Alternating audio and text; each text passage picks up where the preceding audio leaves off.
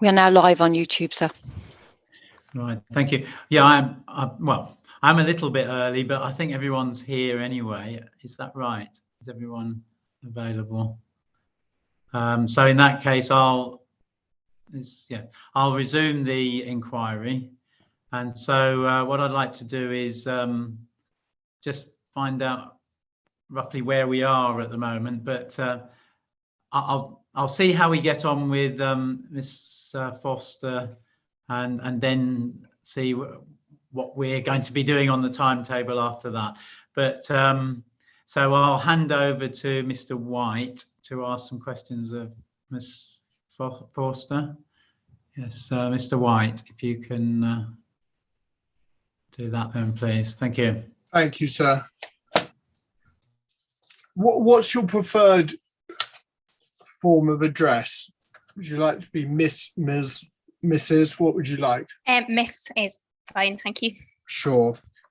Now, can we just deal with, let's just take up the reason of refusal, please, which you can find. Have you got Mr. Goodwin's proof, please, at page 5? I mean, I can... Yes, oh, I've got it.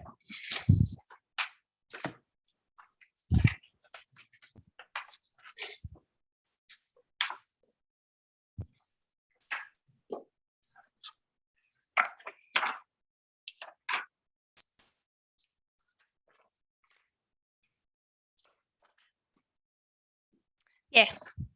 Thank you. And we can see what the allegation of Ashford is, that it is effectively considered that the proposed mitigation measures would be unlikely to be able to be successfully implemented alongside the scale of development for which permission is sought. Yes, I can see that. Yes. Now, I want to deal with various things.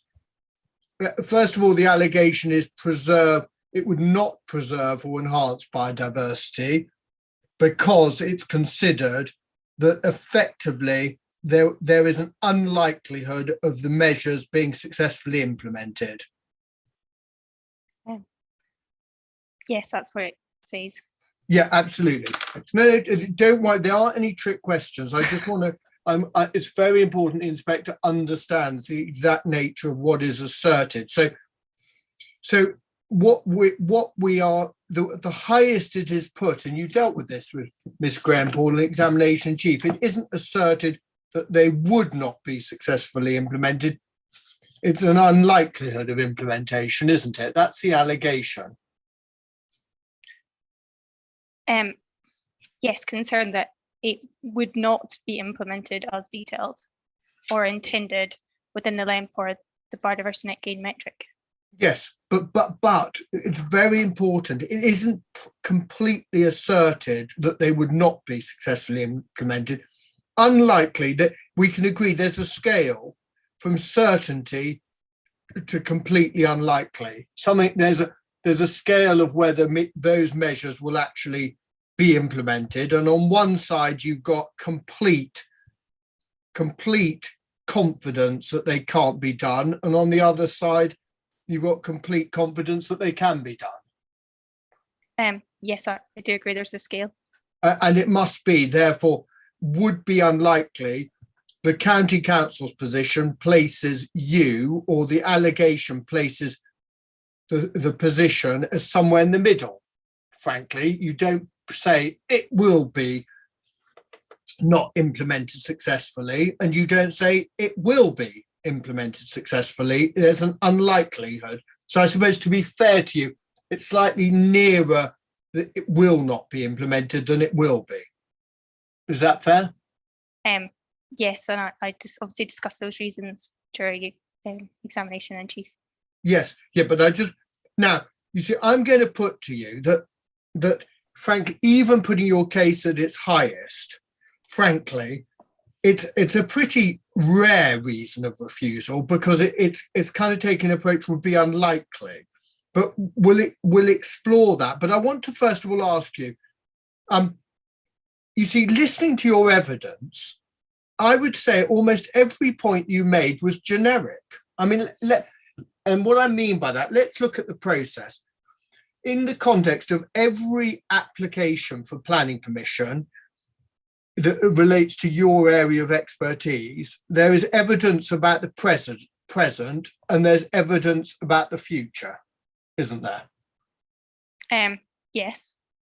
Now, in terms of the present, as I understand it, and we're going to go through this from the statement of common ground on ecology, but there is complete agreement pretty much on the present. I mean, when we look at the statement of common ground, the existing site and the evidence that ecology solutions now provided you accept in the ecology statement of common ground that the survey material that now sits before the inquiry is adequate and comprehensive. That's the wording used, isn't it?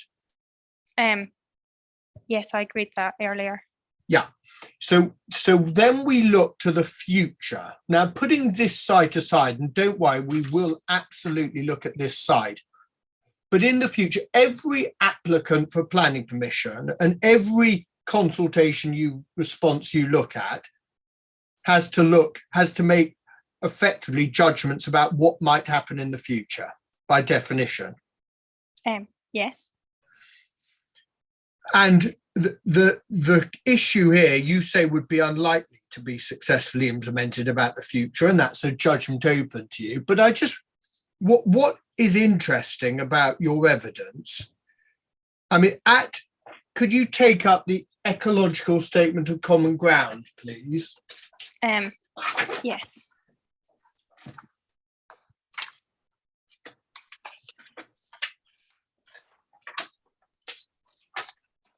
And could you? Yes. Could you take up paragraph 26? Yes. And you say in that, and the LPA does not agree that there is any certainty that the proposed mitigation enhancement measures can be delivered. I did. Now, I'm not going to ask you about the judgment for the time being, but I'm going to ask you about the source of that test, because I've looked through all the documentation that's in this inquiry about the policy, the MPPG, the development plan, any SBD, etc. I don't see any test imposed on the inspector or the local planning authority that requires certainty in this matters. Where do you say that what do you rely on to effectively support in planning terms that judgment that there needs to be certainty that those mitigation enhancement measures can be delivered? When you're reviewing planning applications, you need the confidence that the mitigation and the management mitigation enhancement measures as detailed can and will be implemented. I understand there's discussion in terms of the management company in relation to the country park and the sports fields, which obviously I won't go into. It was discussed on Friday, but obviously there needs to be that comfort that it can be done. Well, I know that's your belief, and you might be right, you might be wrong, but I want to know, beyond your belief that that's the correct approach and the correct test, I want to know, is there any, you see, I put the proposition to you that I haven't seen any policy anywhere that requires an applicant on any site to provide certainty about the future. I mean, if you say it exists, show the inspector and we'll look at it. But I'm putting to you the proposition, there is no policy support for a test of certainty when looking into the future. Yes, sorry, just bear with me a second.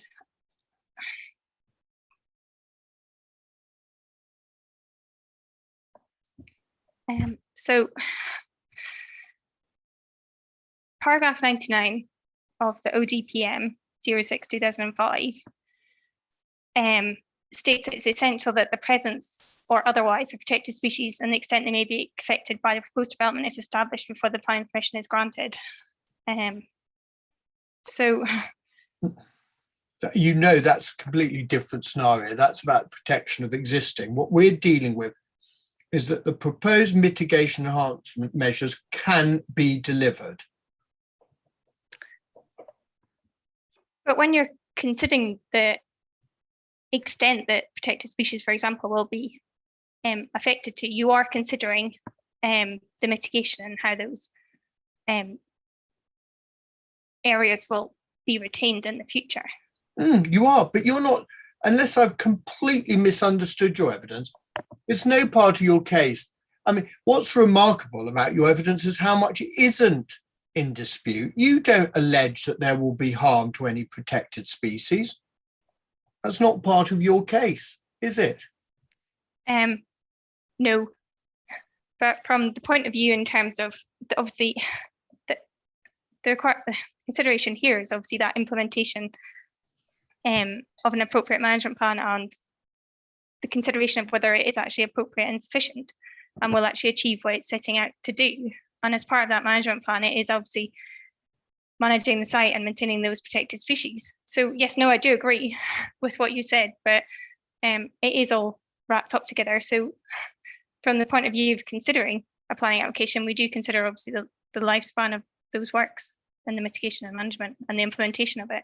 Yes, I understand that, but you will recall, let's focus on we're dealing. I'm going to put you firstly first proposition is nowhere in policy does it say that any decision maker, whether it be the LPA or the inspector, must have certainty about the future, because by definition, whether it be ecology, landscaping, highways, everything, by definition, you're almost applying an impossible task of certainty because you just don't know. I mean, you must have seen schemes that have been far better than you thought, and you've probably seen schemes that were less good than you thought when consideration.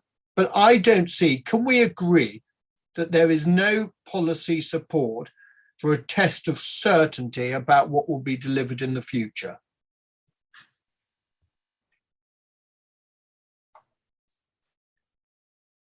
I'm not a planner, so obviously I don't know all the policies and plans and details, but in terms of that wording, no, I'm not aware of something that says that, but obviously the MPPF does state in paragraph 179. Sorry, that's the wrong plan.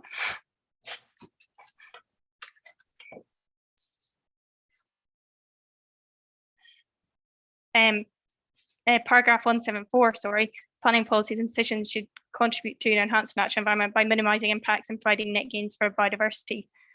Yeah. We all know that paragraph. I won't continue to read it out, but obviously by providing net gains for biodiversity, you obviously need that confidence that it will be achieved. Yeah, of course. But you know that, I mean, let's not dance on words, but having confidence and having certainty are two different tests. You when you go to the airport to catch a plane, you have confidence it will take off when it said it will take off, but you have no certainty it will, do you? No. No, and I'm quite happy, frankly, to have confidence that something will happen is a much fairer and proxy test in how the proposal should be considered in the light of current policy than certainty, isn't it? As per the wording in the MPPF, I know it doesn't say that, sorry. I can accept that, but Thank you. So can we agree that it is right that the test, when the inspector is considering reason of refusal 5, the judgment call he has to make, which accords with policy, is he has to have confidence that the proposed mitigation measures can be successfully implemented?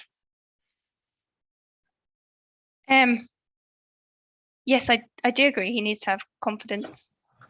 Now, next point, can we please also, you see, I'm going to, the fundamental question in the light of that is to consider what is proposed.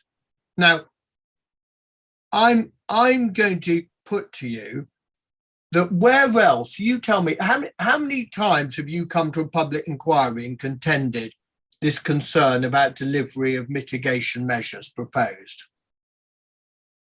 Have you done it previously? Have you supported an allegation that the mitigation measures would be unlikely to be successfully implemented? I have not done that many public inquiries, but the most recent one, that wasn't a reason for refusal, no. No, well, the reality is, I mean, I'm going to put to you, when ecology is in issue, there's generally a concern about the information that the appellants might have provided.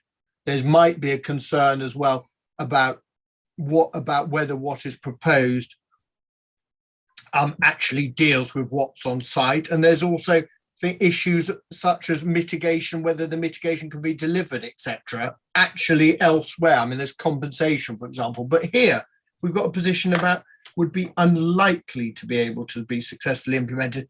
And you see, I don't know. I mean, do you know where KCC, I mean, you're presumably, as you say in your evidence, you're one officer at KCC and you effectively provide a service to the 12 Kent local planning authorities, don't you?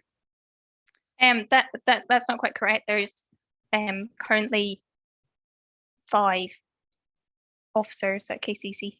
Oh, no, I'm sure that's correct. I'm sure you're not the sorry. only one. I'm saying, I'm talking about you corporately. The ecological unit at Kent County Council is a consultation resource for the 12 Kent authorities, isn't it? We provide advice to all the local planning authorities in Kent, with the exception of Dover and Tunbridge Wells. Okay, who have their own resource?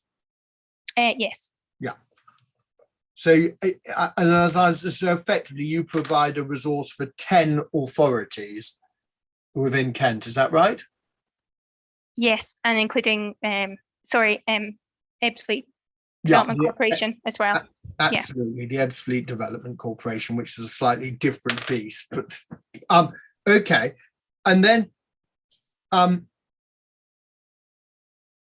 let me just deal. You see what we do have. I just want to go to the contrast. Can you just have a look? For example, have you got access to the CD documents?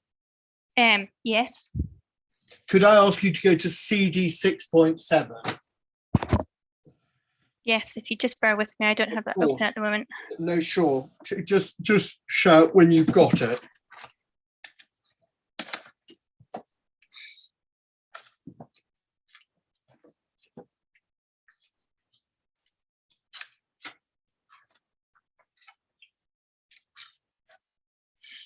Yes, I've got it open. And this was a Churchill proposal in Tenterden, and as you can see, a hearing was held on the 29th of June last year, was it not? I might have the wrong one open. Sorry, which court document? I'm looking for a planning appeal decision dated the 16th of July 2021. Oh. 6.7, CD 6.7.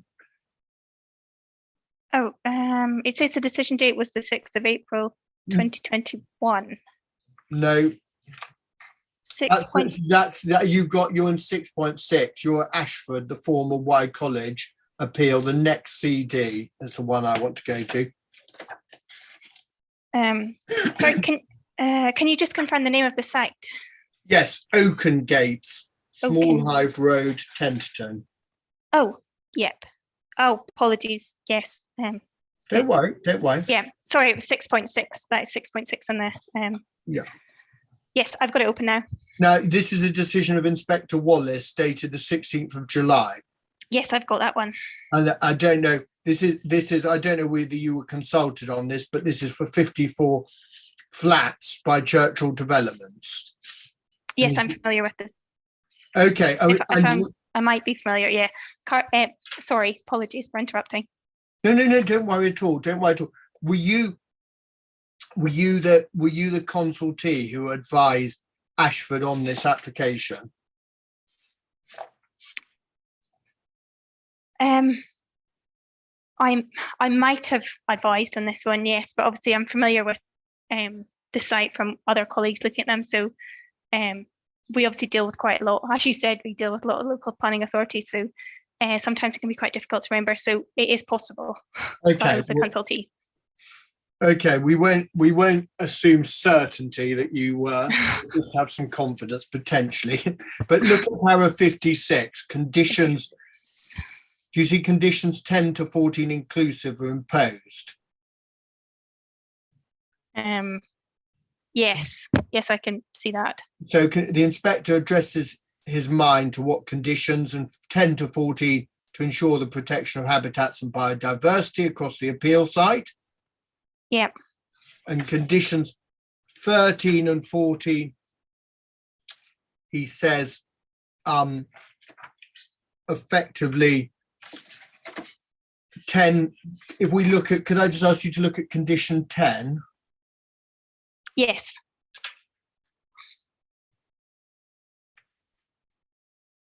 And 11. I mean, the simple point is if you see 10 deals with birds, 11 deals with a simple site-wide management plan must be submitted detailing how the habitats on site are going to be managed. Areas of the site must be managed to benefit biodiversity and retain connectivity to the surrounding area. Yes, it does say that. And then 12 deals with a detailed bat mitigation, 13 deals with translocation receptor site, and 14 deals with precautionary mitigation. Now, what I'm going to say, this is a perfect microcosm of how the planning system deals with this issue. And conditions 10, 11, 12, 13 make an assumption that by considering this effectively, by imposing conditions and considering the submission, approval and implementation of management plans dealing with ecology can be complied with and effectively satisfied with confidence, isn't it? Yes, Now, that's what it deals with. Obviously, every application is different. Of course, well, we'll come back to that if that's your point. Every application, because I also could ask you to take up CD 724, please, which is Miss Goodyear's rebuttal. Have you got a copy of that? If you just bear with me, I shall open that up.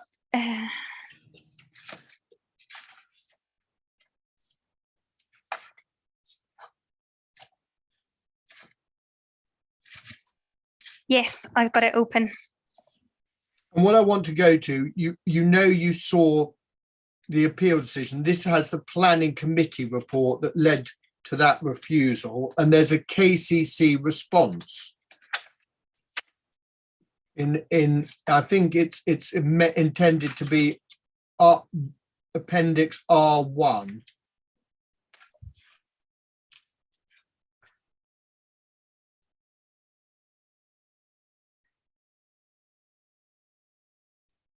Yes. And if you look at the bottom, if you go, unfortunately, it's not paginated, but if you go about 8 pages in, you'll see a heading consultations.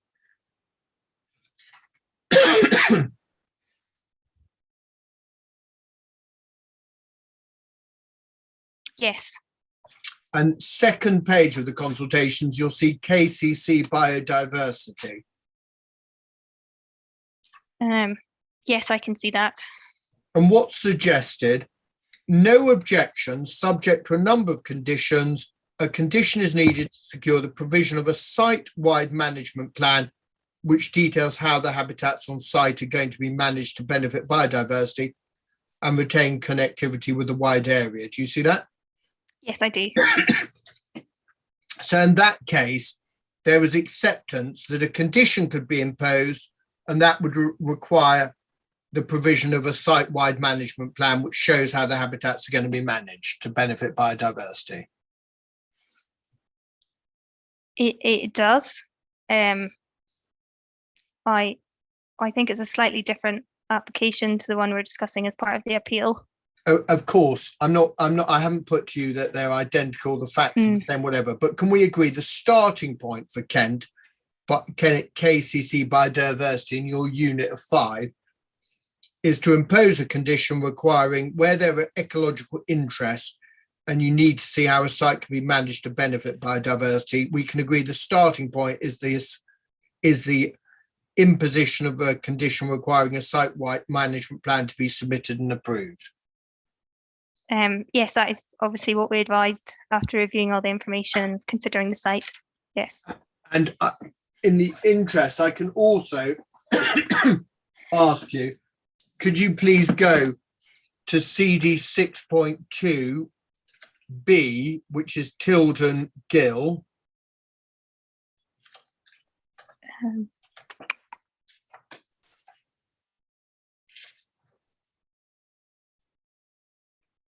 No, I'm sorry, it's not Tilden Gill. 6.2B is Tent 1, and this is the planning permission from September 2015. Apologies. CD what, sorry? 6.2B. 6.2B. Yes. Yes, I've got that.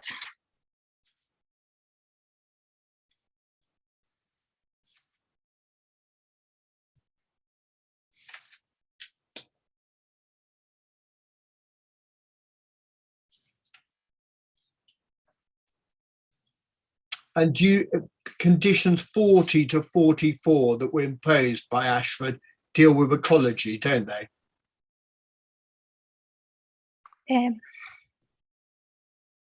Condition 40, you see? 44, sorry. 44. Well, 40, no, 40 is the start, sorry. 40 to 44 are the ecology conditions.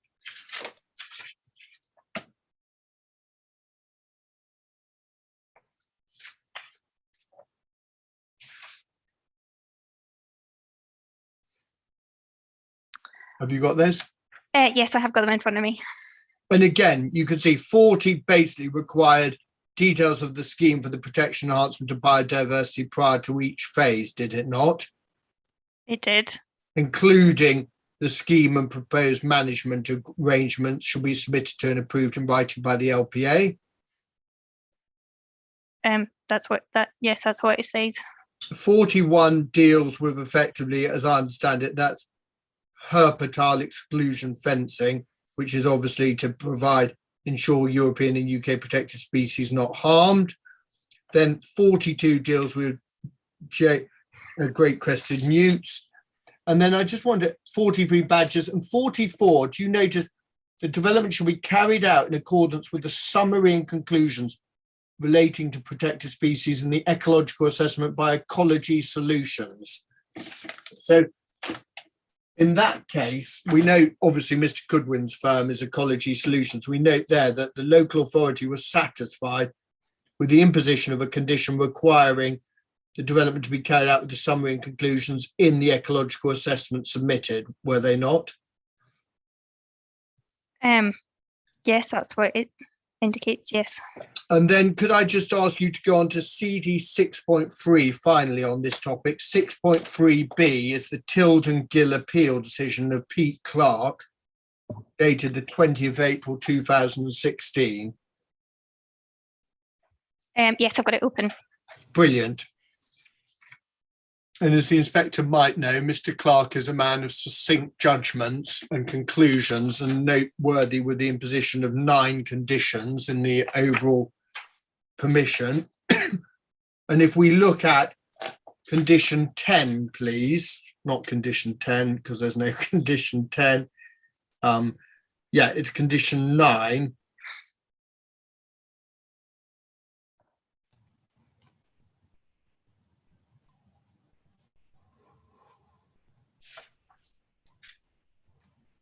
Yes, sorry, I've got that in front of me.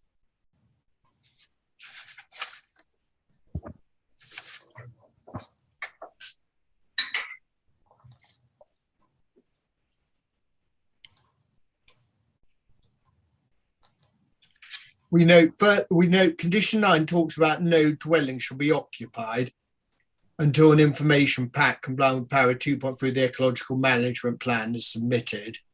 But could you just look at paragraph 76?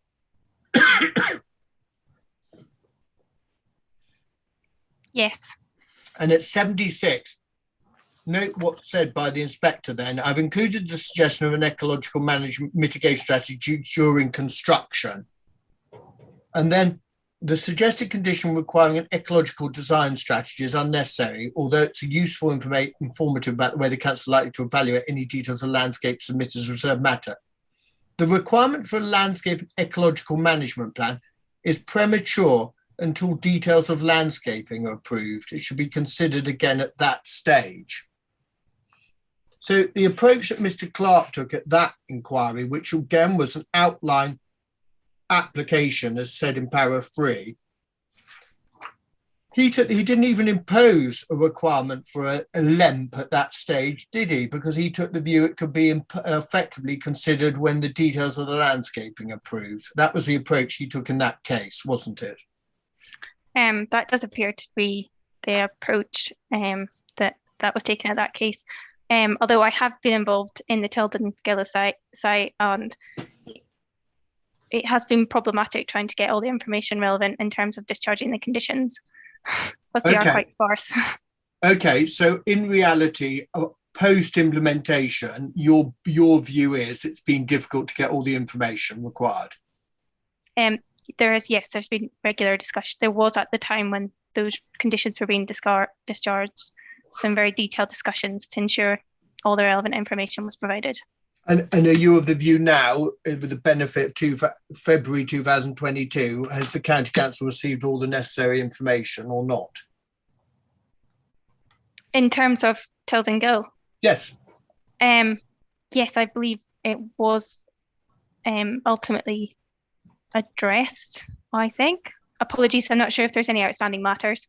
Okay, but I can't remember the details. Apology, I just know that it was problematic.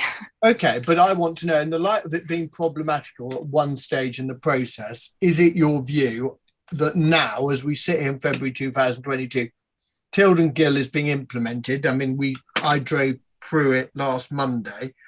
Is it the position of Kent County Council that the ecological aspirations that were in the reserved matters permission have been fulfilled or not?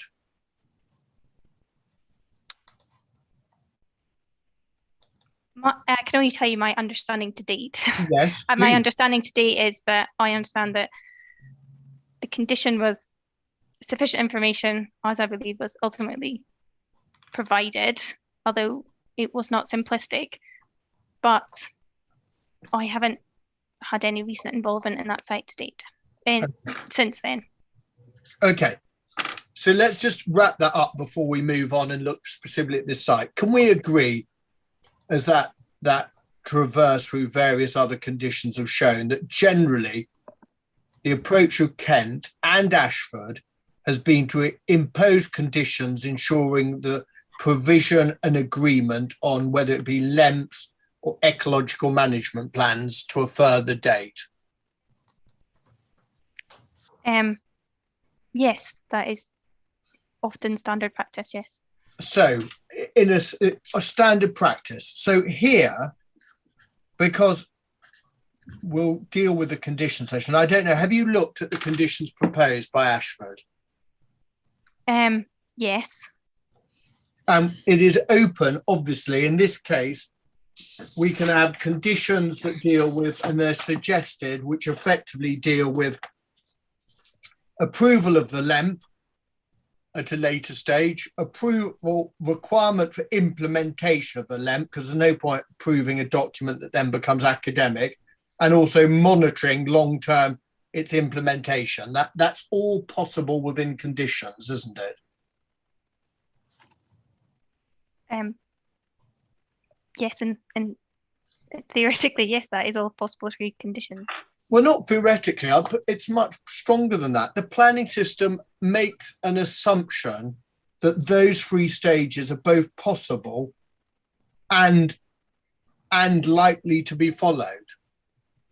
aren't they? When you impose conditions, people don't impose conditions because they assume they're going to be breached or not enforced. The belief is that conditions are going to be complied with, isn't it? Yes.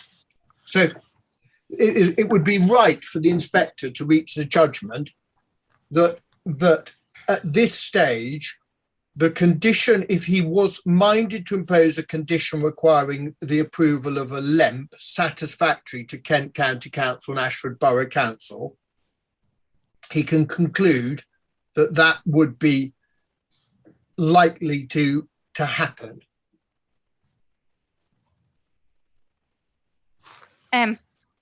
In terms of implementing a management plan, yes. No, I'm at the first stage is approval of the LEMP. The second stage is implementation. The third stage is monitoring, isn't it? Yes. Yeah, and it is right for the inspector to assume, when considering whether to grant consent, it is right to assume that all three of those stages will be satisfied by the developer in conjunction with the local planning authority, in conjunction with consulting with the county council. I mean, you get consulted on reserved matters applications, don't you, in LEMPs, I assume? Yes, we do. Yeah. Now, next point, let's just deal with what is in agreement. And this is largely dependent on what you've agreed in the ecological statement of common ground. First of all, it is accepted by you and Mr. Goodwin that there are no relevant ecological designations that fall across the whole of the appeal site. In the red line boundary, no. No. It is also right that there are no non-statutory designations like an LWS. Not in the red line boundary, no. It's also right that no one has ever identified the site as of ecological importance, even at local level. In terms of a statutory or non-statutory body. No. Yes, exactly. Yeah. Then it's also right, I mean, that's relevant, isn't it? Because 174A of the MPPF talks about the protection and enhancing, relates to sites of biodiversity, and then in brackets, in a manner commensurate with their statutory status or identified quality in the development plan. I mean, you obviously, when you get a planning application dealing with an SSSI, it's a slightly different approach to protection enhancement to a site such as this, which is completely non-designated, isn't it? Yes, in terms of obviously considering the impact on the designated site, yes, it is, but obviously you still consider this, you still consider the ecological interest of a site, regardless of whether it's a designated site or not. And obviously from the perspective of considering a site, whether it's SSSI or not, you obviously only consider it for the reasons of notification. Some SSSIs or other designated sites can still have ecological interest. It's not a reason for notification. So obviously, sorry, I think yes. Yeah, your answer is not reflect. I mean, you know, it's fair for you to. I'm just not putting to you. I didn't put to your proposition basically because the site's got no designation. You don't, frankly, care about its ecological value. No one's putting that contention. But obviously, what the MPPF says is you consider the protection and enhancement of sites of biodiversity value in a manner commensurate. There's a hierarchy, isn't there, effectively? From a designated site point of view, obviously. We can also agree, can't we, that currently the appeal site is about 24.3 hectares, isn't it? Yes.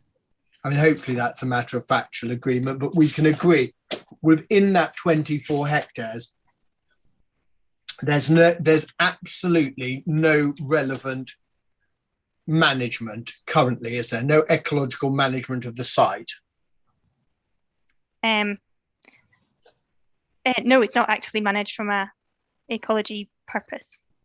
No. what we know about the site, as Mr. Goodwin puts forward the proposition in his proof that the appellant has identified all relevant ecological constraints. And I think because you say in your proof at para 15, you accept at para 15, if you want to take it up, do, but the ecological assessment submitted with the application provides a good understanding of the ecological interest within the site. Now, since you wrote that, you've also become aware of additional work that Mr. Goodwin did, which he discloses in his proof. But the simple point is, from Kent's position and your position, we're in the survey material effectively, as said in the ecological statement of common ground at para 3, is adequate and comprehensive, isn't it? Yes. So this isn't a case where there's any allegation from Kent that what's before the inspector is deficient. It's also right, isn't it, that the existing understanding of the baseline, as you say in the ecology statement of common ground at 7, is appropriate.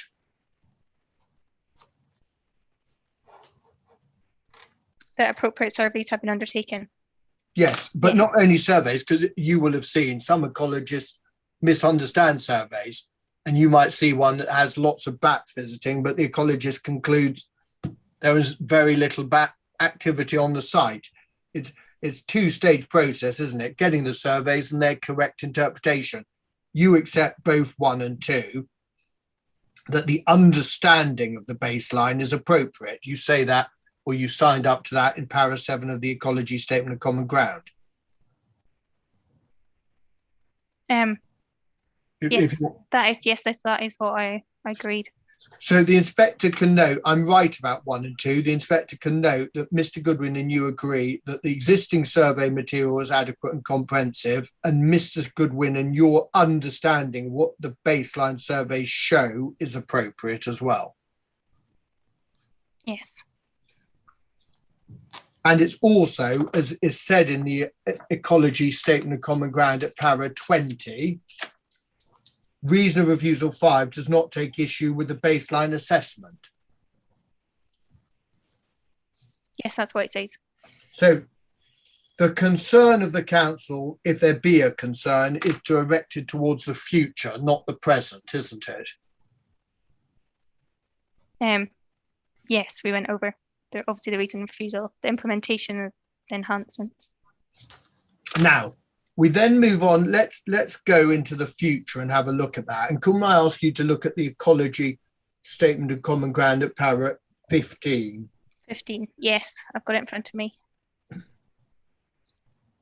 Now, we've obviously got to look at various elements like habitats, but in 15, it's accepted that what Mr. Goodwin has proposed in terms of mitigation and enhancement measures for the species found on site are proportionate and appropriate, isn't it? Yes. So then we go on to look at the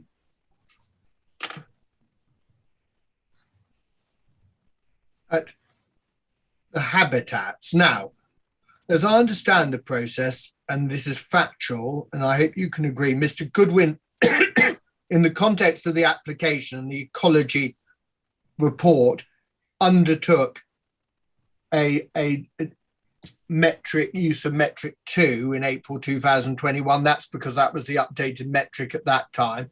And then since that time, the third version has emerged from DEFRA, and that effectively is the one that he's used in his proof. Yes, that's correct. Now, it's right. It's right, isn't it, that you asked as a query, once you saw Mr. Goodwin's proof as completely open to you, you asked to look behind the conclusions which Mr. Goodwin has, and we'll come on to have a look at. And you asked for the Excel spreadsheet, which, as I understand it, the metric produces. You asked for them because, of course, understandably, being conscientious, you wanted to check they were right, didn't you? Yes, obviously, look at the detail. Yeah, absolutely. And I assume that wasn't an academic exercise. You actually undertook an appraisal, and because your rebuttal does not produce any further assessment or recalculation or running of the metric. I'll come on to the whether those levels can be delivered. I understand that point, but you don't provide any direct criticism of the work that you effectively were given in the Excel spreadsheet, do you? No, I don't provide any direct criticism. And it's also right, and I don't, have you got the ability in your office to undertake a DEFRA-free exercise? Can you do a BNG?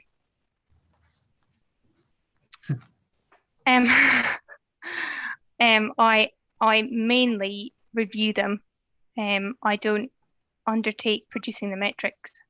I understand that, but going back to the question, do Kent County Council have the ability, if you get the software, I mean, I don't know how much you've got to pay for a license or whatever, but does Kent County Council have the ability to do a BNG exercise or not?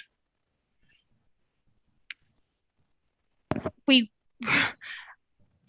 would be able to do it. We've been involved in various courses, so we'd be able to do it, but it's not something we do as standard as part of our work. Okay, so you don't have standard, but basically you've been to some lovely hotel in the middle of nowhere and had a day's course and had to do the DEFRA-free metric, have you? I don't think it was at a lovely hotel, but okay, that bit is wrong. But basically you've had a seminar or a conference given like someone, but like Mr. Goodwin, on how to effectively utilize the third version of the BNG modeling effectively the software. Yes, I've had some training on the metric. Yeah. I think as part of obviously this conversation, obviously it's part of my job. My job is to review these documents. So obviously, currently, the need to undertake them is not required. No, but you asked for the Excel spreadsheet, not to use it for fish and chip paper, No. but you wanted to check that Mr. Goodwin hadn't gone completely off beam. And frankly, because of your lack of reference, and it's absolutely no criticism of you, but the fact your rebuttal did not take issue with the output, I assume you assessed his output, you looked at it in a normal way that you would as a diligent officer and came to the view that it was satisfactory. Well, obviously this is something that I discussed earlier. I understand. All these questions do not affect. We're going to come on to, frankly, the beef in the hamburger, which is your concern about whether the benefits can be delivered. I completely understand that. But we can agree that you have a concern about the delivery on which Mr. Goodwin relies on. I understand that, to get his percentage increases. Everyone can understand that. But in terms of the approach subject to that rider, you do not take issue with Mr. Goodwin's BNG work, do you? I don't take issue to how he's come to his calculations. Obviously, what my issue is actually the area of land that he is proposing as part of that calculation. So completely right. Yeah. The data that's gone into it, shall we say, rather than the use of the metric. Yeah.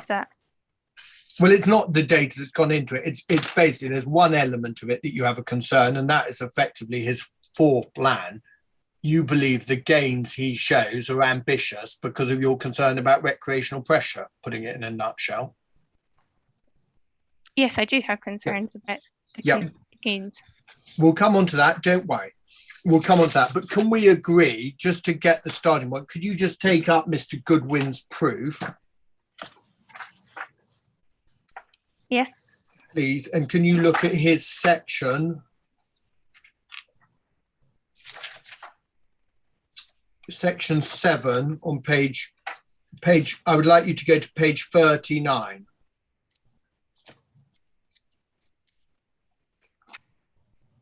Yes, I am there.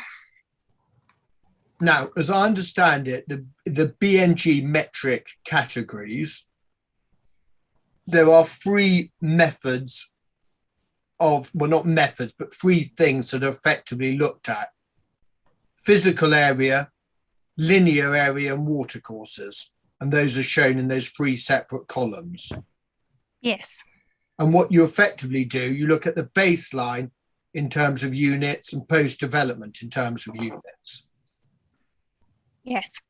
Now, I am right from having heard your evidence in chief and having read your proof and your rebuttal. I don't think you take issue with the linear calculation or the watercourse calculation. I think your area principally of concern is the area. Is that not right? Yes, that is what I focused on, yes. Yeah, so the inspector can note you agree with the linear output that there will be a 52.26% improvement and a watercourse improvement of 44.72.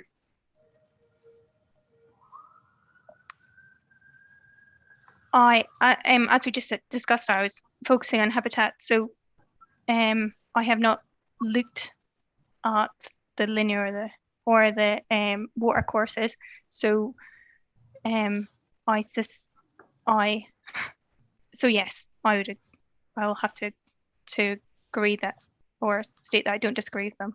Yeah, but when we look at policy, and we'll come on, when HOU5 policy and ENV1 policy talk about the effect on biodiversity, the linear improvement and the watercourse improvement is just as valid for making an overall judgment about biodiversity as the area, isn't it?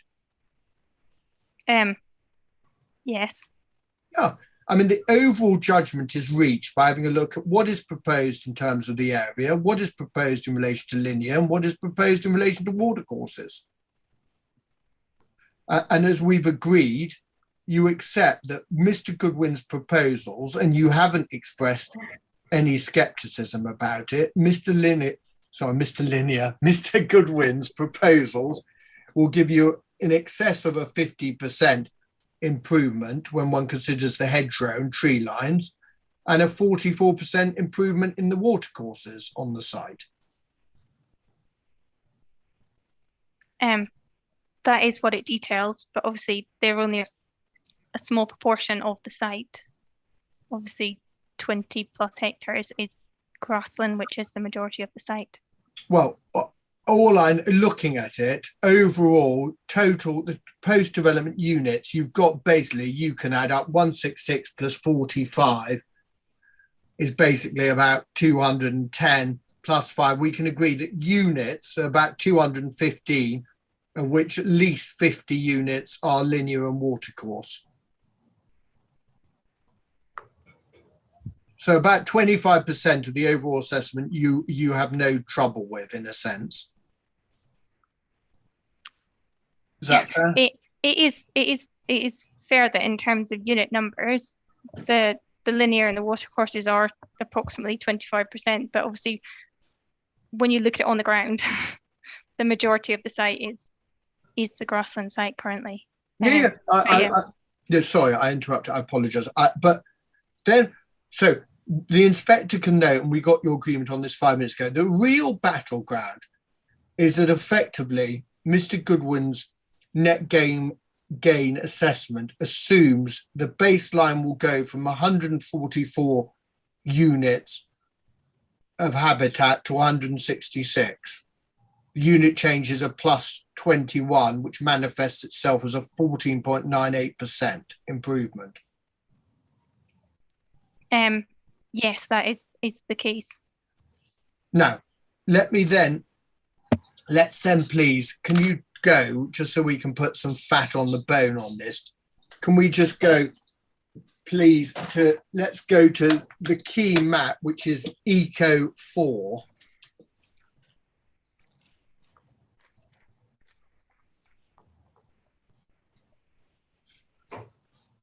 Page 35 of Mr. Goodwin's appendices. Yep, I've got that. Now, I just want to see, in the light of where we've agreed, and this, because you can understand from my perspective, your evidence is incredibly frustrating, because you don't say to the inspector, once we add in the recreational pressures which you identified in chief, you don't tell the inspector what you feel the result would actually be.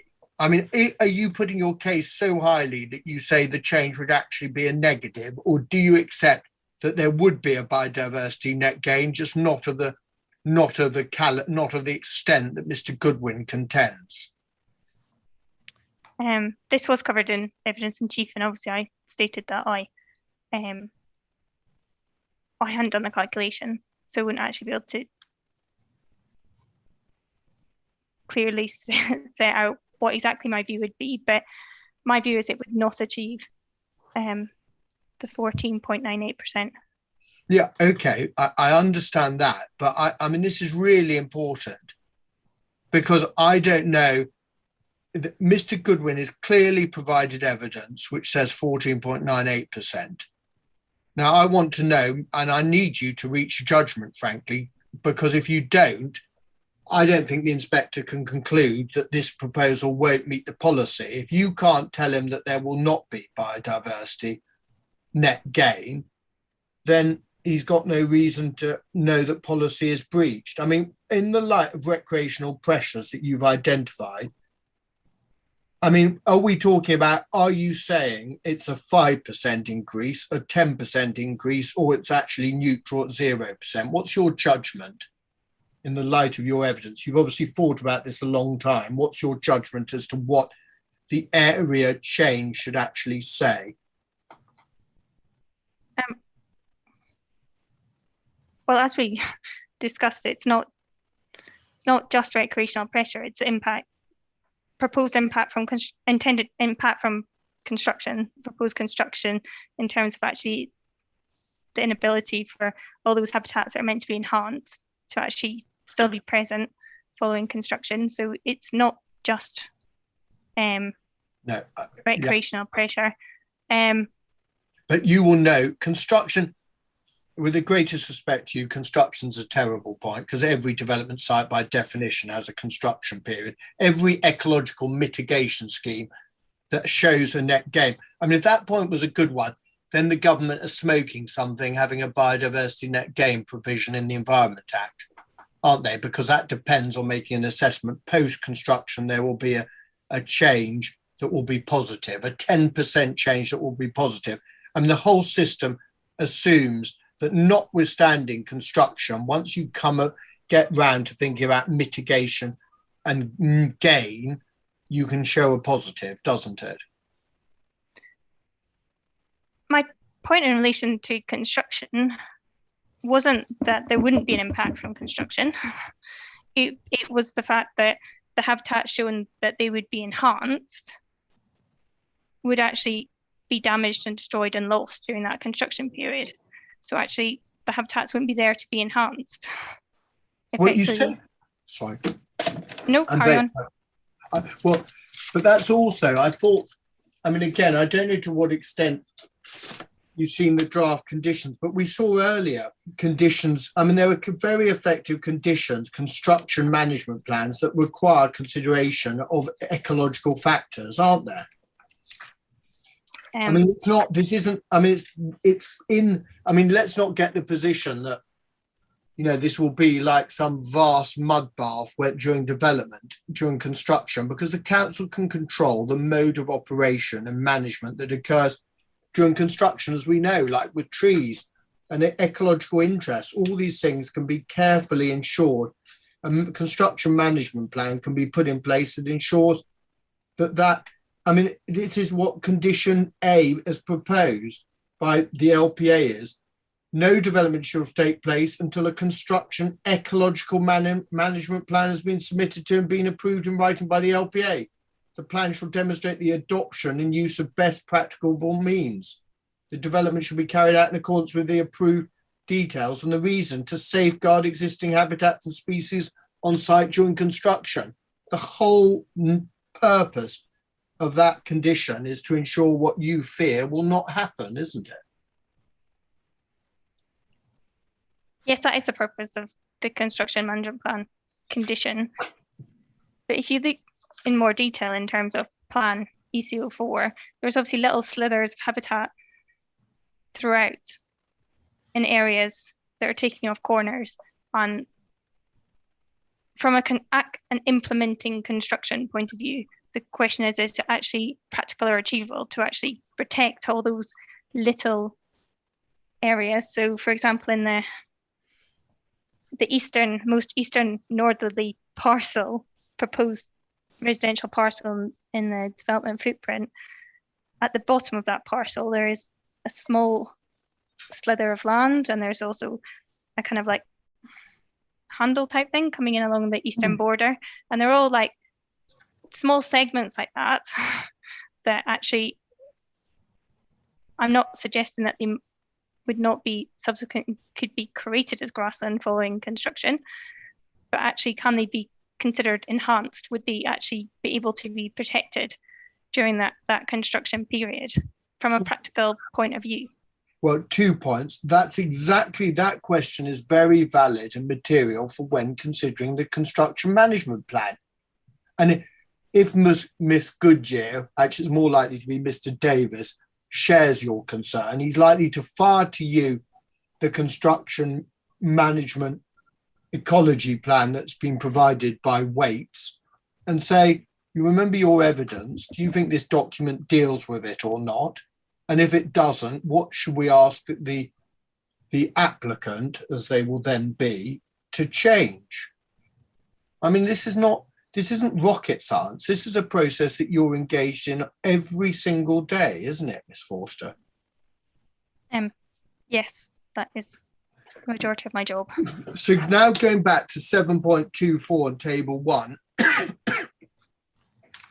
I want to understand this in the light of recreational pressure and 14.98, and I want you to reach a judgment here. So are you saying to the inspector, as a concern post implementation of this consent, that the assessment that Mr. Goodwin has done, if you factor in your evidence on concern on recreational pressure on the neutral grassland that's proposed and the orchard and the various other unit changes, is it your view that that will reduce the plus from 14.98 to somewhere below that? Or are you saying it will be of such magnitude that it will actually end up giving you a negative net gain? What's your evidence?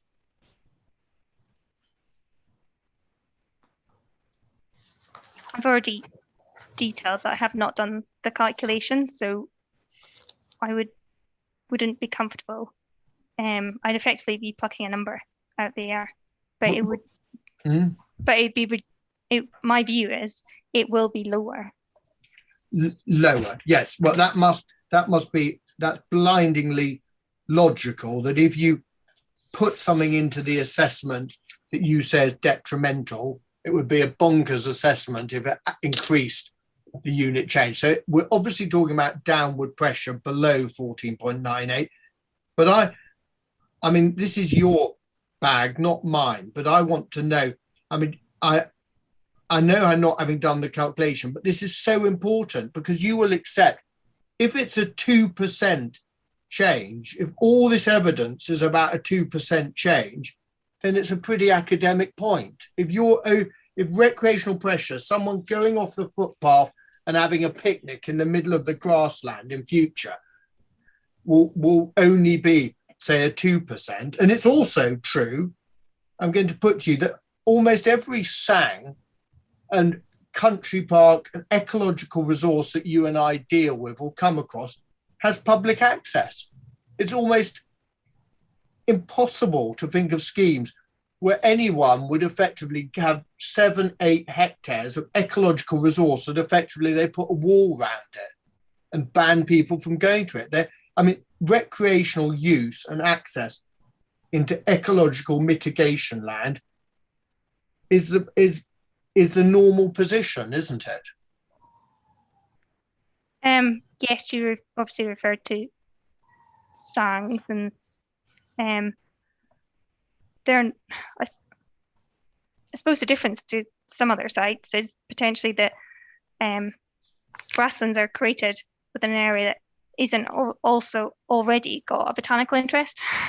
So actually you're starting from a lower bar and you're trying to improve it. So you're not necessarily trying to keep that high. You might not be looking to actually retain and enhance that quality. You're just trying to ultimately improve it from what it is.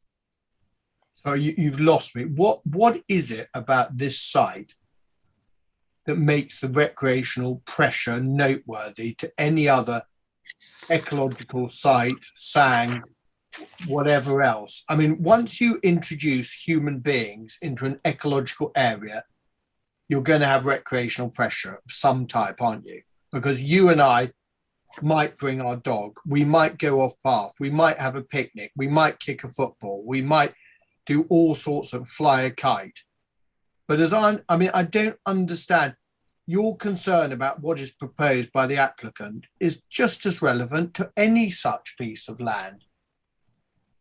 I mean, there's nothing special. People of Tenterden aren't particularly destructive or invasive or difficult. I mean, I just don't see why, frankly, the appellant's been identified or singled out, or this site has, to lead you to say that the change predicted by Mr. Goodwin cannot be relied on or is unlikely to be delivered because of recreational pressure, which is relevant and found in almost every other site where you assess what is proposed, isn't it?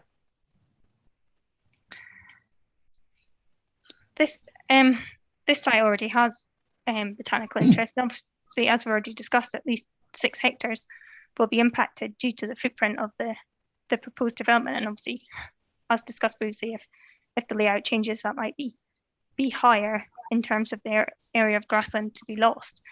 So therefore, it's not just to get net gain. You've not just there's not just a need to enhance, obviously, the grassland. There's need to enhance the grassland to the extent that you're actually compensating for that loss of that 6 hectares of grassland. That's true. I mean, residential development on greenfield sites almost always is some form of grassland is being lost and being replaced elsewhere. I mean, there's just nothing special about this site where the scenario makes it different, frankly. Does it? I mean, is that proposition fair that the average greenfield site is proposing building houses on some form of grassland?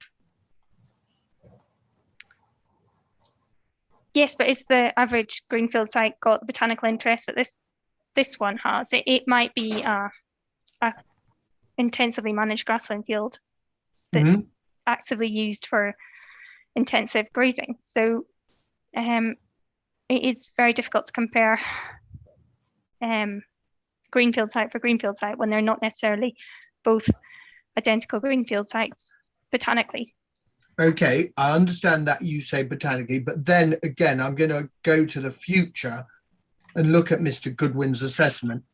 And there's nothing in your evidence that is unique to this site in terms of the recreational pressure. You're not saying that the layout here makes it more likely that you'll have 22 youngsters playing football or an informal rugby match or American football, or every day someone will right slap bang through effectively the mixed scrub or the area in the neutral grassland, the rush other neutral grassland, or whatever it may be. You, in your evidence, you haven't identified any factor that makes this, what people will do here, more unpredictable or more destructive than anywhere else, have you?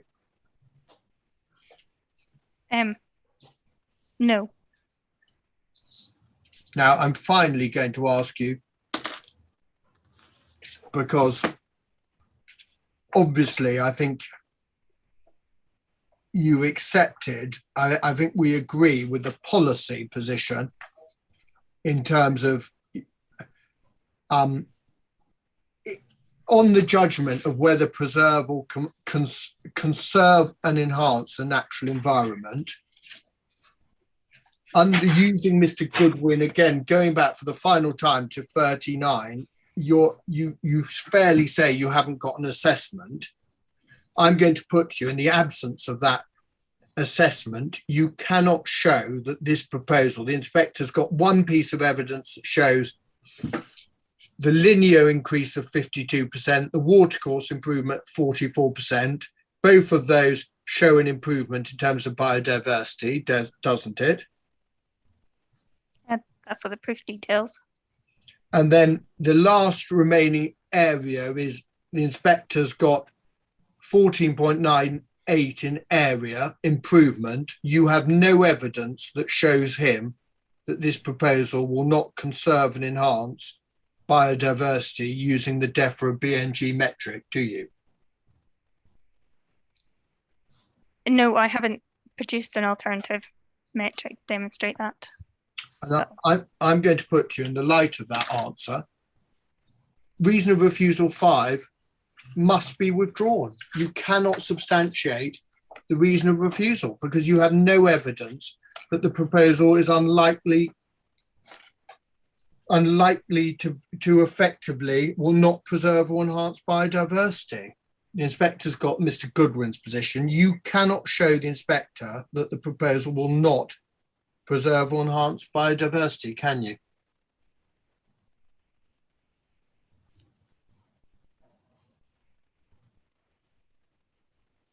I don't know. I don't have an alternative metric to be produced. Yes, no, that I do agree with that. And in those circumstances, fairly, Miss Foster, you cannot show the inspector that the proposal would not preserve or enhance biodiversity, can you?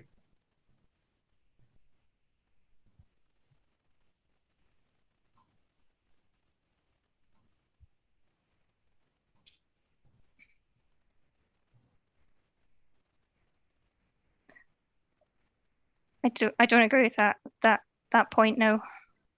Why don't you agree with it? Why don't you agree with it?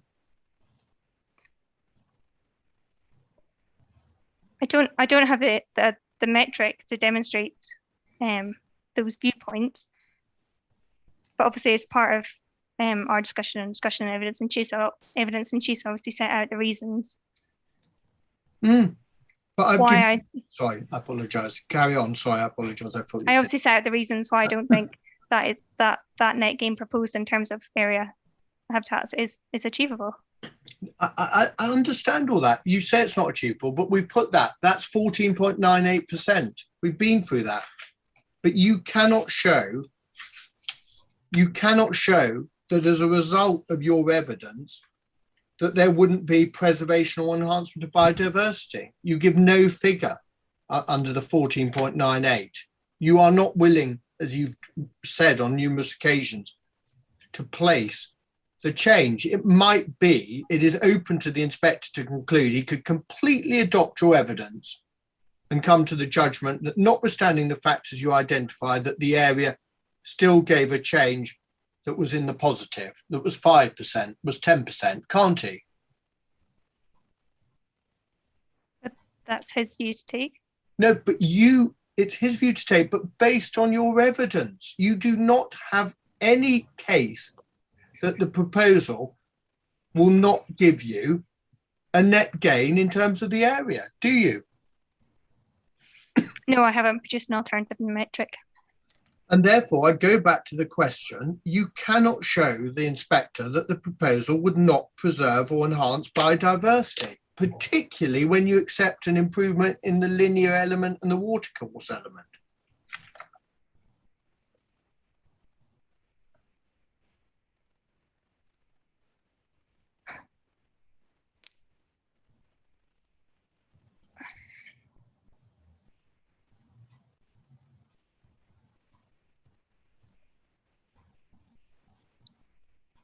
Now, I can only reiterate what I've said before. I haven't obviously produced a metric, so I don't have the details. Yeah, we understand that, and you've said that, and I'm going to put it to the last point, and I'll turn it round to be fair to you. On what basis, when you do not contend that the proposal would fail to preserve or enhance biodiversity, can the inspector sensibly conclude that that allegation is made out. How can he do that when even you can't satisfy the reason of refusal? I agree. I don't have a metric, but obviously I've set out the reasons why I believe it'll be lower than what is set out in that in terms of habitats. We absolutely accept your contention is it could be lower, but on the basis it might be 14.97%, mightn't it? Plus 14.97%. It might be 11, it might be 12. And we've also got to add in whatever the reduction that you contend, which is unspecified, it must be right that whatever reduction has to be balanced to your agreed position that you accept 52% improvement to the hedgerows and tree lines and 44% improvement to watercourses. I mean, we've been through this, and I'll ask you finally, it is impossible, or on a fair characterization of your evidence, it is impossible for the inspector to conclude that this proposal would not preserve or enhance biodiversity in the light of what you say about Mr. Goodwin's metric categories, isn't it?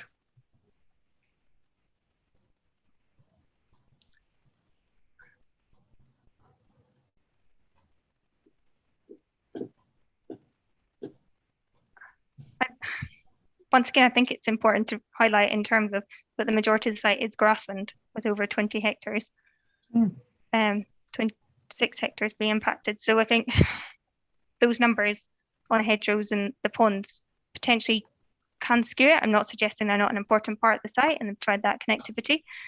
And obviously, I think when you've got smaller areas, bigger enhancements can result in greater percentages as per it's shown in the ponds and obviously the hedgerows. But no, I don't have the detail, but I've explained my reasoning why I believe it's lower. We all understand you've explained your reason why it's lower, but I've made the point we can agree finally, you cannot, it is in a range in your judgment from plus 14.97 to something which is indeterminate, isn't it, below that? You simply cannot tell the inspector the scale or nature of the reduction that you say should be effectively imposed on Mr. Goodwin's exercise as a result of your evidence. It's probably also, as part of that discussion, it's worth highlighting obviously that the reason for refusal is not just about preserving or enhancing biodiversity, it's about the successful implementation. And that's obviously coming down to the management as well. And obviously there has been discussions about that previously. So I think the reason for refusal is wider. Well, the inspector will have a view to make that point. But all right, Ms. Foster, I've asked you the question repeatedly. Thank you very much, sir. That's my cross-examination, Mrs. Foster. Thank you. Thank you. Thank you, Mr. White. Have you got many follow-up questions, Ms. Graham Paul? Yes, sir. I do have a few questions in re-examination. Do you know how long it's going to take? Probably no more than about 15 minutes. Yeah, I've got Mr. Councillor Crawford has got his hand up, but I hope it's not anything to do with this because it's really, this is a formal procedure and there's nothing to say. But Councillor, what's your concern, Councillor? Thank you, sir. It wasn't so much concerns; it was really clarification, which I think is important for people. Sorry, no, you can't give evidence at this stage. Oh, was it not even clarification? No, this is all part of the cross-examination, and you can't give any evidence at this stage. Not even if it's just pointing out evidence that's already been submitted. No, this is all part of the process. So okay, in that case, I apologise, sir, for interrupting you. no, this is the formal process, and this is the council's witness, so it's the appellant who's cross-examining. Right. Okay. So it's nothing to do with you giving evidence at all. Okay, then. Thank you, sir. So I'm sorry if you misunderstood, but that's the situation. So so what I'll do is I'll hand over to Ms. Graham, Paul, and then after that, I think we'll just have to have a lunch, and we'll see how we fit everything else in. But anyway, if you can do your follow-up questions on matters that have arisen in the cross-examination. Yeah, thank you. Thank you, sir. And I hope everyone can hear me, and Ms. Forster, you can hear me okay? Yes, thank you. Good. Going in reverse order from where we just got to. So Mr. White was asking you a number of questions just now about whether the biodiversity of the site will be preserved and enhanced.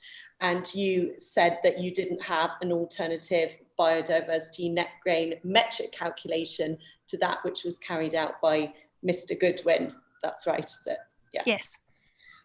Is the BNG metric the only means by which the inspector can form a judgment as to whether the biodiversity of the site will be preserved and enhanced? No, I think it's important to highlight that the biodiversity net gain is only one aspect when considering ecological interest of a site and proposed implementation of it. Obviously, there is a need to obviously consider the management, ongoing management of the site, and actually whether what is proposed can be achieved. So it's not just about the numbers, and I think that needs to be remembered. So when you say the BNG isn't the only measure, what other measures would be the ones? So I suppose when we're considering biodiverse ecological interest of a site, the metric has provided an opportunity to provide a monetary or a number value to a site, to enable that value to be given to it. But obviously, there's obviously a need to consider the survey information, the habitat information, and then obviously what it is intended to occur as a result of the planning application. In this case, the appellants are proposing obviously to enhance the grassland through the management plan. They've obviously set out the details of how they're intending to do that, and obviously the consideration of whether that is actually achievable obviously needs to be considered. While it doesn't give a value, it is obviously the quantitative consideration, qualitative consideration, and then quantitative, and about that ability. Thank you. So taking all of these factors in the round, what's your judgment as a professional ecologist as to whether the site will have a better ecological status with the development, or whether it would have a better ecological status without the development? What's your overall judgment taking all these factors in the round? Well, it's quite clear from looking at going back to plan ECO4 that obviously the proposed development will result in a loss of grassland, and of that grassland, you can see from plan ECO2 that the habitat where the footprint of the development site is actually inherently better than the habitat that's going to be retained. So ultimately, my view would be obviously that no development would obviously be better, the greater area of habitat.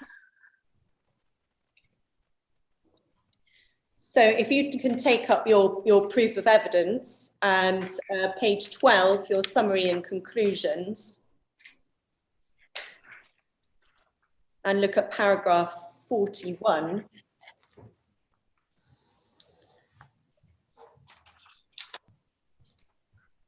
Yes. No rush. Just yes, I've got that. Sorry. I'll just read it out for anyone who doesn't have it in front of them, this was your summary and conclusions. The proposed development is likely to result in a decline or loss of the quality of the habitats on site, which may consequently result in likely harm, I think you mean, to the species present. Does that remain your view? Yes, it's unchanged. Thank you. Right, going back then to a previous part of the cross-examination where Mr. White raised, I think, 3 other decisions: the retirement flats, 51 retirement apartments in Oakengates, the Churchill proposal, Tent 1 and Tilden Gill. Do you recall? Yes. And in each of those cases, KCC had not objected on an ecological basis, and conditions were imposed to deal with the provision of ecological management plans, etc. And so there weren't reasons for refusal to do with ecology. And I think you agreed with Mr. White that it is often standard practice that you will say conditions can be imposed, no reason for refusal on ecological grounds. That do you recall that? Yes. And you said, sorry, I think you do seem to be leading a bit on this. well, I apologise. So I'm simply trying to. I know you're trying to cut the time down a bit, but yeah. But if you can try not to lead too much on this, but yeah. But I mean, you pointed out that, but but I don't think that was actually, yeah.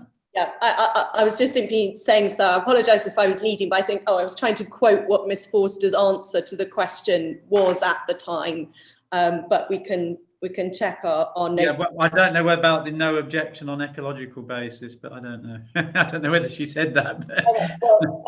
Okay, did KCC object to any of those applications, Tent 1, Tilden Gill and the Churchill proposal, when we can look at the reports?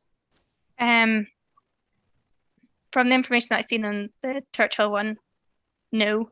And it does look familiar, so it might have been me that was involved, but no, not that I'm aware of. Tilden Gill, I know that we weren't involved in that application at all until it got to appeal stage, in which case we had several discussions with the planning officer, but we weren't involved in the planning appeal. But we have, obviously, as per the discussions I had earlier, have been involved in the condition discharges. And Tent 1? Yes, that was me, and I was involved in that. Okay, and what did you? Was there a reason for refusal or an objection that could be dealt with by condition in Tent 1? I'm not aware of one, but once again, I think it was back in 2015. So apologies. Okay. So it was suggested to you that essentially that there was no difference with these other applications and a similar condition approach should be followed. What is it about this site that has given you cause for concern that has meant you haven't gone simply down the condition route? I think it's once again repeating what I said earlier. Obviously, this site is obviously a much more botanically interesting than other ones. So obviously, we have been focusing on biodiversity net gain, and that does focus on the habitats, not the species interest. And so there's a need to ensure that that species interest within the site is maintained, which, for example, to go back to the Tilden Gill site, because I'm familiar with it because of the habitat, the condition discharges that have been, that was previously, a lot of it was arable field. So obviously when you compare the two habitats, they are different because obviously the arable field doesn't have the grassland species interest like the current site does. So obviously when you're considering them from a biodiversity net gain perspective, they are different. And obviously going forward, just in general, I think the Tenterden's Tilden Gill was 2016 2015. I think that was similar for the other, is it Tent? The other Tenterden application. And obviously it's worth highlighting that things have changed quite significantly between those two sites in terms of actually biodiversity net gain was not considered as part of those applications. And obviously it's something that has been coming forward more recently, and obviously being highlighted more with the Environment Act coming forward in 2021, and obviously looking to be the intention is for it to be mandated by next year, November next year. Yeah.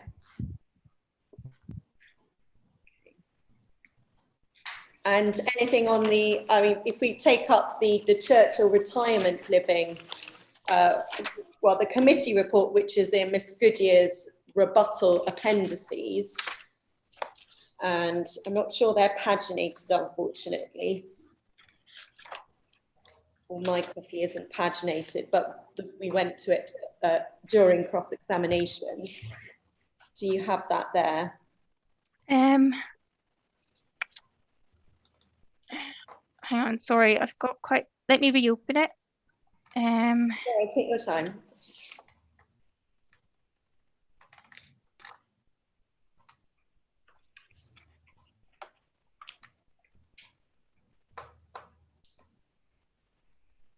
Yes, it's I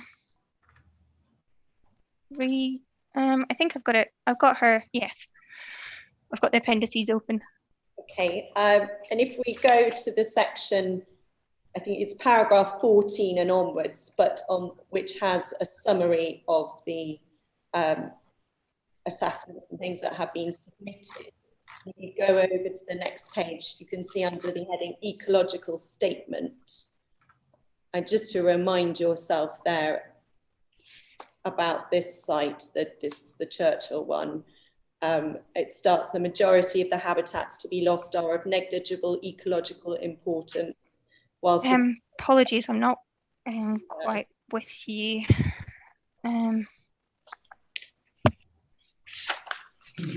Is it Oakendale? Is it Oakendale? It was Oakengates. Oakengates, Small Hythe House, Tawnybank, Oakengates.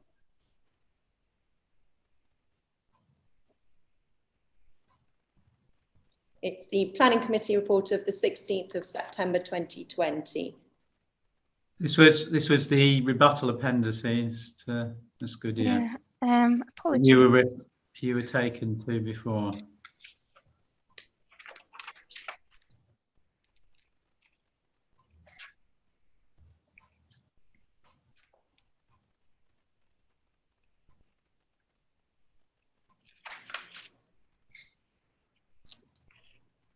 Apologies.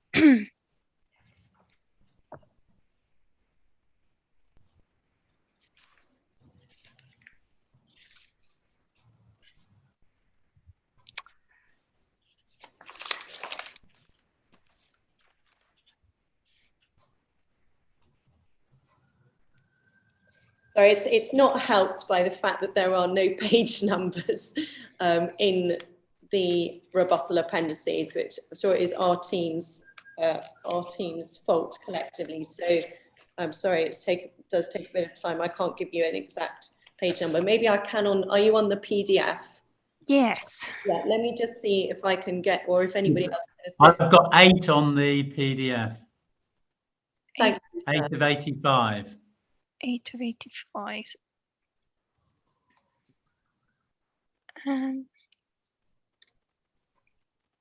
Ecological statement. Yes. Ooh, found it. Sorry. So you remember Mr. White took you to this, this is the committee report, and the point that you were taken to, which is a bit later on, was that KCC had no objections subject to conditions. And I'm asking you about why, I've asked you about why you have not taken that line for this site and what the differences are. And if we look there on the ecological statement, just to remind yourself, this was the information that was submitted by the applicant in that case. The majority of the habitats to be lost are of negligible ecological importance, whilst the scattered parkland quality trees and hedge, which are of local importance, will be retained. And then it talks a bit about back roosts and artificial roots being provided, etc., etc. So that's just to remind you of what the application material was for this site. And can you please comment in light of that and any other knowledge that you have as to what the differences were here and why conditions were considered by KCC appropriate in that case and not in this case? I think it's going back to what's been said before in terms of the botanical interest of the site, that the detail says that it's obviously of negligible importance. That suggests to me that it wasn't identified as having a nice grassland within the site, which obviously may have amended our comments slightly or differently. Yeah. Thank you. Just sort of on that theme, going back to the beginning of the cross-examination, Mr. White said that in terms of the present condition of the site, you were in complete agreement, it was put to you, about the present condition with Mr. Goodwin, and you agreed, yes, no issue with the survey work. But just to recall, and this goes back to your evidence in chief, Mr. Goodwin, if you take up his proof of evidence at paragraph 5.37,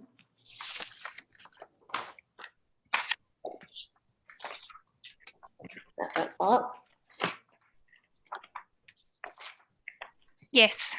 Yeah, you remember this paragraph? Because after you'd agreed on survey work, Mr. White moved immediately on to the future.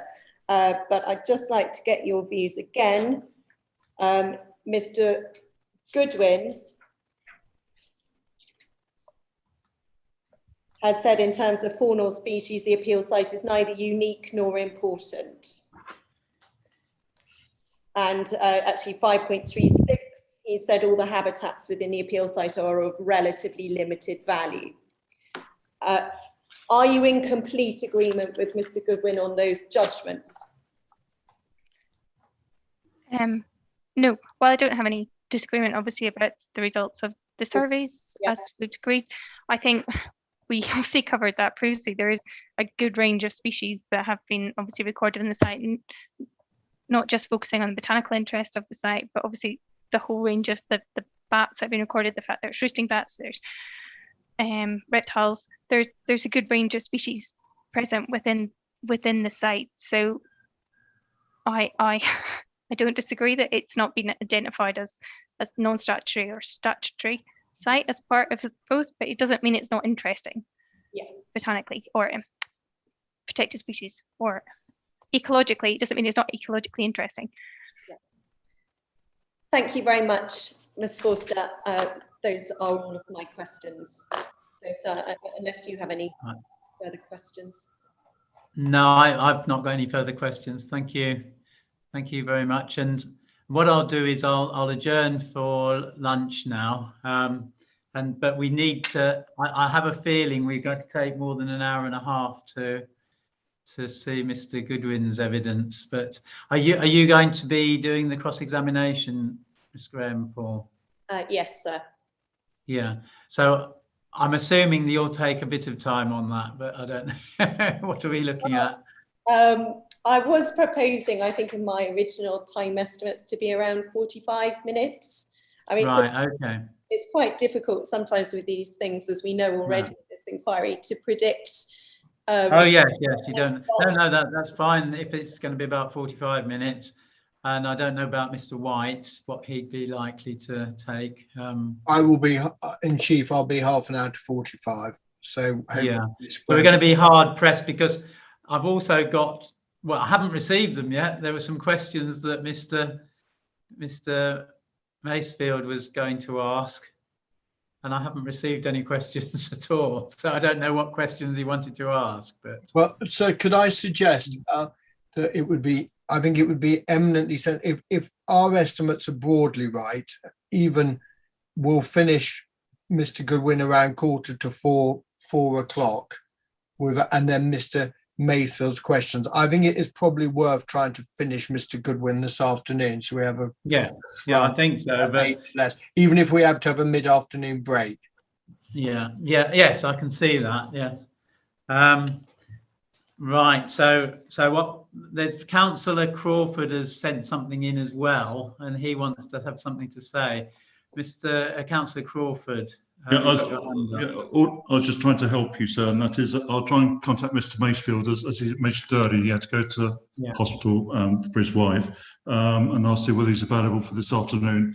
If he's not for some reason, would it be possible for me to get the questions from him and I ask the questions on his behalf? Well, I'd prefer it if I had a look at the questions first. Oh, I see. I do apologise. They're relevant because there is we're trying to do this efficiently, and it is quite difficult when there might be questions that might have already been asked or may not be helpful to me anyway. I was advised that he sent them to Leanne Palmer last night. Yes. Well, I haven't seen any questions yet, so I haven't got them. Okay. Okay. Well, if you'd like me to contact Mr. Macefield, I'll be very happy to do so on your behalf. Just please let me know. Yeah. If you can get them just sent through, and I'll have a look at them. Okay. Again, through Leanne, through the case officer. Well, you can send. Yes, if you can send them to Ms. Caroline. Palmer, but Caroline Williams is not. Is really the program officer. Okay, I know it's quite a difficult process, but I think it's best if we channel everything through the program officer. I'll do that, sir. And then they can pass it on to my case officer. I will sort that out now for you, sir. I think that's going to be the best process. Otherwise, things will just come through to different people all the time. Understood. So I think if it all goes through the program officer, that's going to be the best way of dealing with it. I will certainly do that. I'll do that now, sir.